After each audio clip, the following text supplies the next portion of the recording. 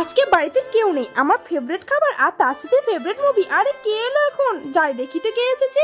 আরে আরে খেতেও দেবে না, শান্তি হবে। বেবি আমি চলে এসেছি। আরে আরে কি তোমার হাজবেন্ড? না না না, হতে পারে না, সে বিদেশ থেকে আসে। তাড়াতাড়ি কেমনে আসে ভাই? সে তো বলেছিল কিছু মাস পরে আসবে, কিন্তু আজকে হঠাৎ চলে এলো যে। না না, আমি তাড়াতাড়ি ফ্রেশ হয়ে নি, না হলে বলবে এমা আমার বউটা কত খেতে হয়ে থাকে বাড়ির মধ্যে।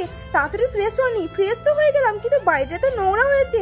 এটা দেখে তো আমার হাজবেন্ড আরো ভাববে এমা এ তো বাড়িতে শুধু খাই দায় আর বসে থাকে। কিন্তু তাকে কে বোঝাবে যে আমাকে কাজ করতে একদমই ভালো লাগে না? কোথায় ভাবলাম একটু আরাম করে খাবার মুভিটা শেষ করবো, তা না কোথা থেকে চলে এলো বেবি। আরে আগে বলতে তো পারো যে আমি যাচ্ছি, তাহলে না হয় আস্তে আস্তে কাজগুলো গোটাতে পারি। এদিকে এত তাড়াতাড়ি কাজগুলো কিভাবে গোটাবো? না না, সে তো দাঁড়িয়ে আছে, সে অনেক রেগে যাবে যে এতক্ষণ কি করে আমার বউটা। তাড়াতাড়ি ঘরটা গুটিয়ে নি বাবা, না হলে সে আবার রেগে গেলে মুশকিল আছে, তার আবার রাগ অনেক খারাপ। এদিকে তার জন্য কিছু খাবারও বসিয়ে দিই, কারণ আজকে আমি রান্না করিনি, ভাবলাম অনলাইন থেকে অর্ডার করবো, সেগুলোই খাবো, রান্না করতে হবে না। তা না, আমার তো কাজ হয়ে গেল। বন্ধুরা তোমরা এবার ভিডিওটাতে লাইক দিয়ে চ্যানেলটিকে সাবস্ক্রাইব করে দাও।